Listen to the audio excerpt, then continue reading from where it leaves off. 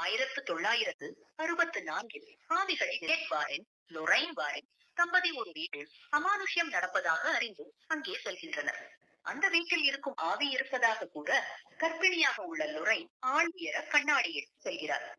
அவர் அதனை தொடும்போது விரிசல் ஏற்பட்டு ஆவி இருப்பதை உணர பின்னர் பிரசவ வலி ஏற்படுகிறது. மருத்துவமனையில் அவரது பிரசவத்தின் போது சில விஷயங்கள் தப்பாக நடக்க குழந்தை இறந்து பிறக்கிறது. ஆனால் என் குழந்தையை எனக்கு கொடுத்துவிடு என லொரைன் பதறி அழ பிறந்த குழந்தை உயிருடன் வந்து விடுகிறது. இது நடந்து சில ஆண்டுகள் கழித்து பென்சில்வேனியாவில் உள்ள ஜானெட் ஜேக் குடும்பம் அமானுஷ்ய விஷங்களால் பாதிக்கப்படுகிறது. ஆவிகளை விரட்டும் வேலையில் இருந்து விலகி இருக்கும் லொரைன் தம்பதி அவர்களுக்கு உதவிட மறுக்கிறார்கள். அதனால் அங்கு பிரச்சனை இன்னும் பெரிதாகிறது. உயர கண்ணாடி ஜானெட் வீட்டிற்கு வந்த பின்னர் தான் எல்லாம் தப்பாக நடக்கிறது. அதே சமயம் எட்டின் மகள் ஜூலியை ஒரு ஆவி